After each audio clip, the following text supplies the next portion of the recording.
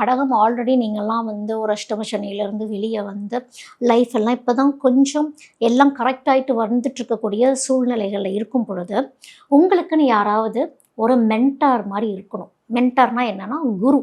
யாராவது குருங்கிறது யார் அப்படின்னா, யாராவது ஒருத்தவங்க நம்மளுக்கு திடீர்னு ஒரு கைடன்ஸ் வந்து சொல்லுவாங்க, நான் உங்களுக்கு நல்லது தான் சொல்கிறேன் அப்படிங்கிற மாதிரி இருக்கப்போ சம்டைம்ஸ் மைண்டு கேட்காது. ஏன் அப்படின்னா உங்களோட சுச்சுவேஷன் எப்படின்னா மோஸ்ட்லி எமோஷ்னல் கனெக்டாகவே தான் இருக்கும்.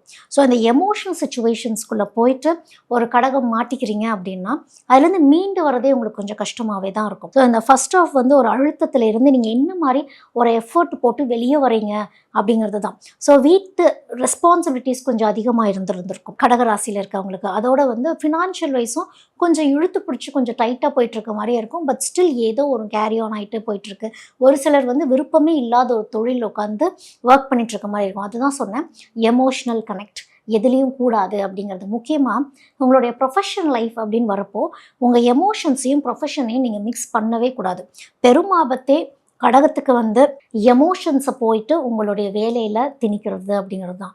லாஜிக்கலாக இருந்துக்கணும். இந்த இடத்துல தான் வெள்ளைக்கார மாதிரி வேலை பார்த்துட்டு போயிடணுங்கிறது. வெள்ளைக்காரன் வந்து ஈவினிங் 5 o'clock வரைக்கும் டெடிக்கேட்டடாக ஒர்க் பண்ணிட்டு இருப்பாங்க. 5 மணி ஆச்சா பேக் தூக்கிட்டு போயிட்டே இருப்பாங்க. அந்த எமோஷனல் கனெக்ட் அப்படிங்கிறது இருக்காது. வேலையாக பார்க்கணும் தான் அப்படிங்கிறது தான் வந்து கடகத்துக்கு சொல்லக்கூடியது. ஸோ உங்களுக்கான ஆப்பர்ச்சுனிட்டி எங்கெங்கே இதெல்லாம் வரும் அப்படிங்கிறத முதல்ல நீங்கள் தெரிஞ்சுக்கணும். மறைமுகமாகவே தான் வரும். டைரெக்டாக இதுதான் உங்களுக்கு ஆப்பர்ச்சுனிட்டி அப்படிங்கிறதுலாம் அது கொடுக்காது.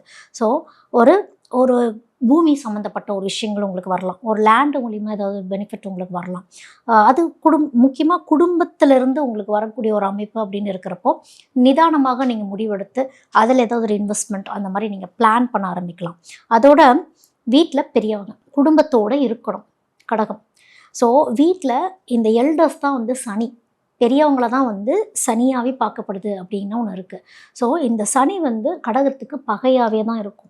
அப்போ இந்த நம்மளுடைய முன்னோர்களை மதிக்காமல் போனாலோ இல்லை முன்னோர்களுக்கு ஏதாவது செய்ய வேண்டிய கடமைகள் நம்ம செய்யாமல் போயிட்டோம் அப்படிங்கிறதுனாலையோ இல்லை ஏதாவது ஒரு வயசானவங்களை நம்ம எதையாவது ஹர்ட் பண்ணுற மாதிரி ஏதாவது சொல்லிட்டோம் அப்படின்னாலுமே சனி உங்களுக்கு வரக்கூடிய ஒரு செழிப்பை வந்து தடை பண்ணிடுவார் அப்படின்னு இருக்குது.